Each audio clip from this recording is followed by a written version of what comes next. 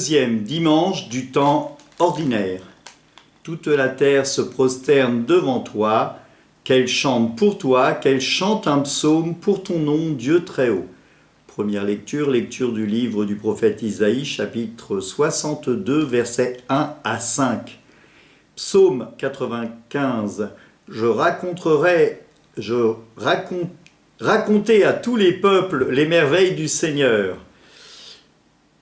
Deuxième lecture, première lettre de saint Paul apôtre aux Corinthiens, chapitre 12, versets 4 à 11. Évangile de Jésus-Christ selon saint Jean, chapitre 2, versets 1 à 11. Alléluia, alléluia. Dieu nous a appelés par l'évangile à entrer en possession de la gloire de notre Seigneur Jésus-Christ. En ce temps-là, il y eut un mariage à Cana de Galilée. La mère de Jésus était là. Jésus aussi avait été invité au mariage avec ses disciples. Or, on manquait de vin. La mère de Jésus lui dit, ils n'ont pas de vin. Jésus lui répond, mère, femme, que me veux-tu? Mon heure n'est pas encore venue. Sa mère dit à ceux qui le servaient, tout ce qu'il vous dit, faites-le. Or, il y avait 6 jarres de pierre pour les purifications rituelles des Juifs. Chacune contenait 2 à 3 mesures, c'est-à-dire environ 100 litres. Jésus dit à ceux qui servaient, remplissez d'eau les jarres, et ils les remplirent jusqu'à bord. Il leur dit, maintenant puisez et portez-en au maître du repas. Ils lui en portèrent, et celui-ci goûta l'eau changée en vin. Il ne savait pas d'où venait ce vin, mais ceux qui servaient le savaient bien, eux, qui avaient puisé l'eau. Alors le maître du repas appelle le marié et lui dit, « Tout le monde sert le bon vin en premier, et lorsque les gens ont bien bu, on apporte le moins bon. Mais toi, tu as gardé le bon vin jusqu'à maintenant. » Tel fut le commencement des signes que Jésus accomplit. C'était à Cana de Galilée. Il manifestait sa gloire et ses disciples crurent en lui. Acclamons la parole de Dieu. Louange à toi, Seigneur Jésus.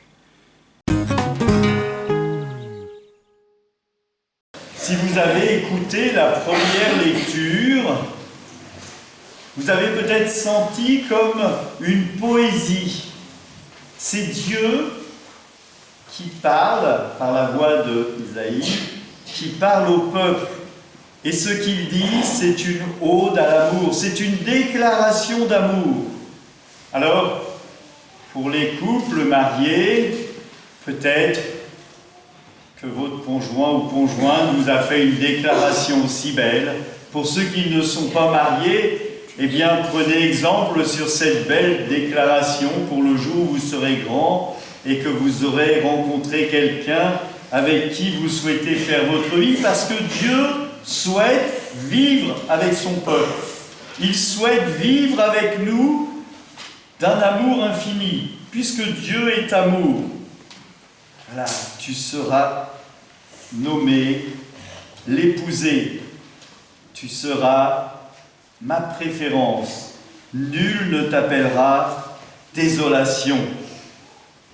Et ce passage nous fait comprendre comment et pourquoi surtout Dieu créa l'homme, l'humanité. Il a créé l'homme par amour.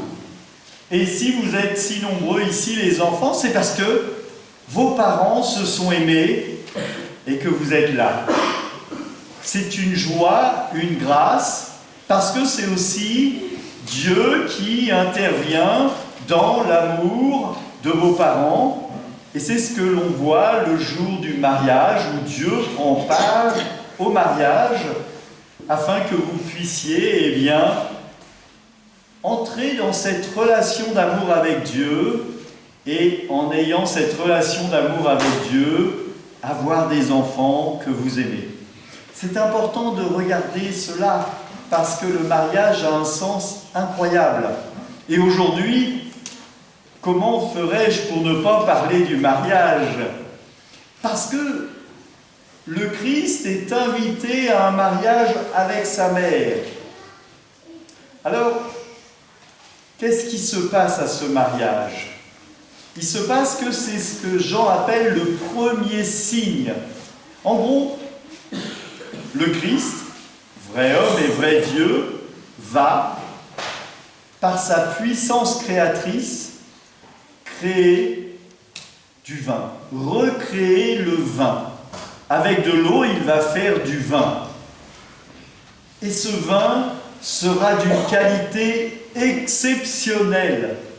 Et ce vin sera d'une quantité exceptionnelle, à ras-bord on va remplir.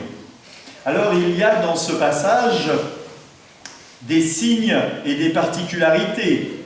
On va utiliser les amphores qui sont de l'ancienne alliance pour une purification, pour en faire la nouvelle alliance, le vin du royaume éternel, le vin eucharistique que l'on va servir tout à l'heure. Alors c'est un bon vin puisque c'est un bon basillac et qui est très bon à mon goût.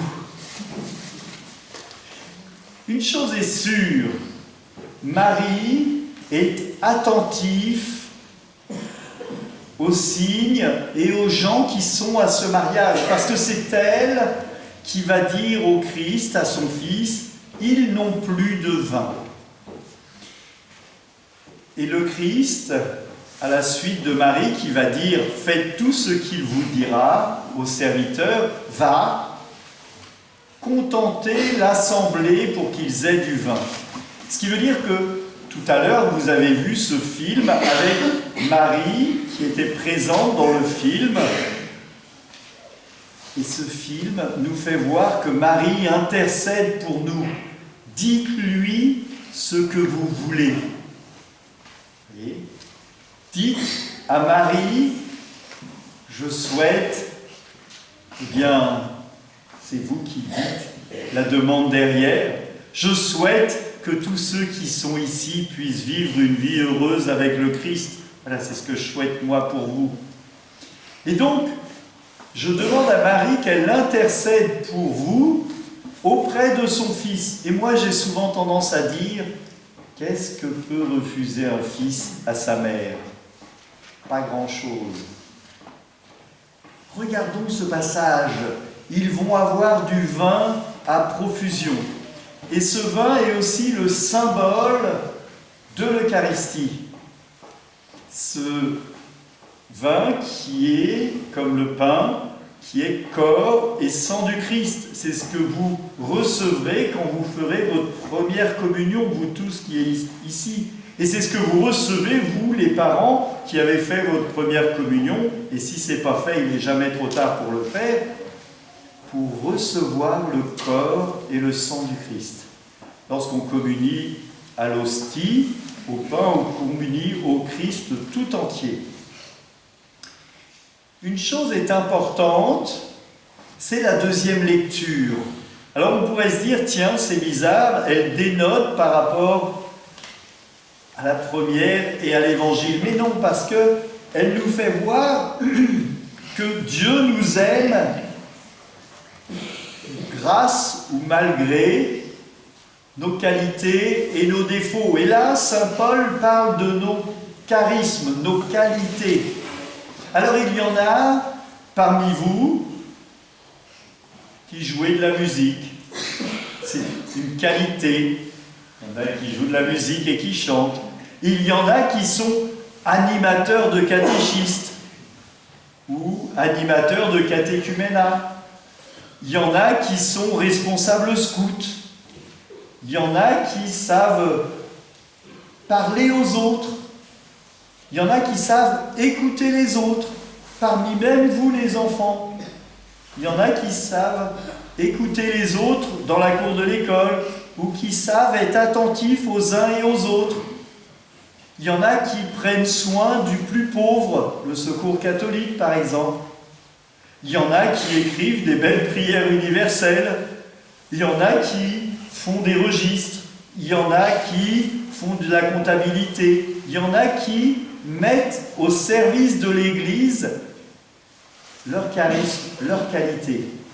Alors, on est tous invités à les mettre au service pour que la gloire de Dieu soit manifesté, non pas pour faire plaisir au curé, si bien sûr ça lui fait plaisir, mais aussi pour la gloire de Dieu. Parce que les catéchistes qui vous accompagnent pour la première communion ou pour le baptême pour certains, eh bien, ils espèrent que vous serez heureux en recevant le corps du Christ, que vous serez heureux en recevant le baptême, et que ce baptême portera du fruit, et que grâce à ce baptême et à cette première communion qui est une nourriture essentielle, vous serez des chrétiens accomplis. Ils font ça gratuitement.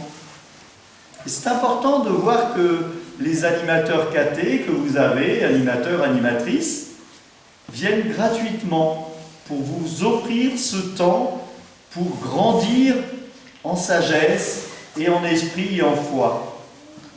Alors, cette responsabilité, elle n'est pas que pour les catéchistes, elle est aussi pour les parents qui sont invités à accompagner les enfants dans la foi pour qu'ils grandissent.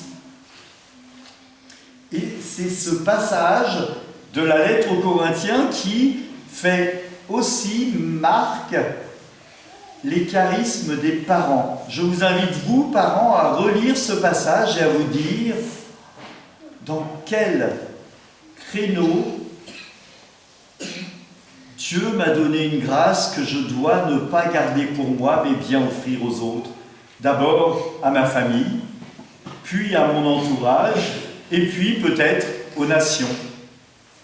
Je me suis découvert à cause ou grâce au Covid le charisme d'être sur les réseaux sociaux. Mais néanmoins, ça répond à des questions existentielles pour des jeunes de votre âge, enfin plutôt un peu plus âgés normalement. Vous ne devriez pas être sur ces réseaux-là. Mais ça répond à des questions basiques. Est-ce qu'à 18 ans, je peux être baptisé? Est-ce que Dieu m'aime? Est-ce que je peux entrer dans une église? Est-ce que je peux prier même si je ne suis pas encore baptisé? Et toutes ces questions, vos parents sont là aussi pour vous guider et vous aider.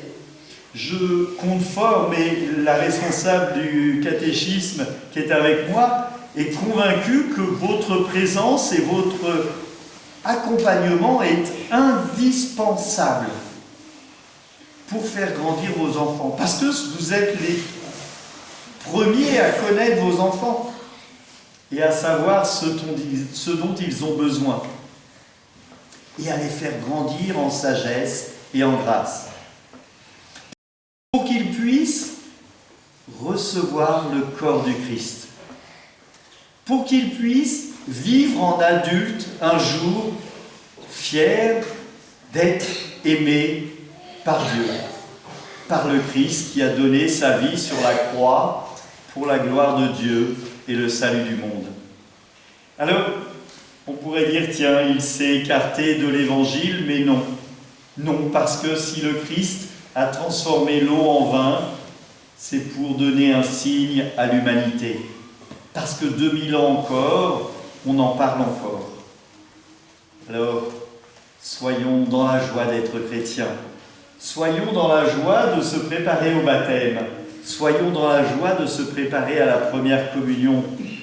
Soyez des adultes, des paroissiens, des parents fiers de vos enfants, qu'ils puissent entrer en relation intime avec le Christ, comme on l'a vu dans ce beau film.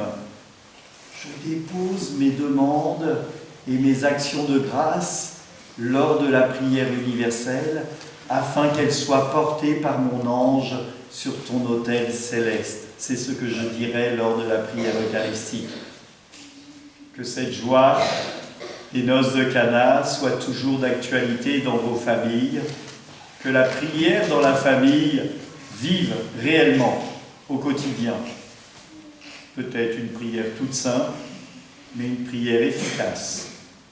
Comme Marie a prié son Fils d'exaucer sa demande, le Christ est toujours attentif à nous et Marie nous accompagne comme notre ange gardien prend soin de nous. Amen. Répands en nous, Seigneur, ton esprit de charité, afin d'unir dans un même amour ceux que tu as nourris du même pain du ciel, par le Christ notre Seigneur. Amen. Que Dieu Tout-Puissant vous bénisse tous, lui qui est Père, Fils et Saint-Esprit. Amen. Allez dans la paix du Christ. Nous rendons grâce à Dieu. Bonne semaine.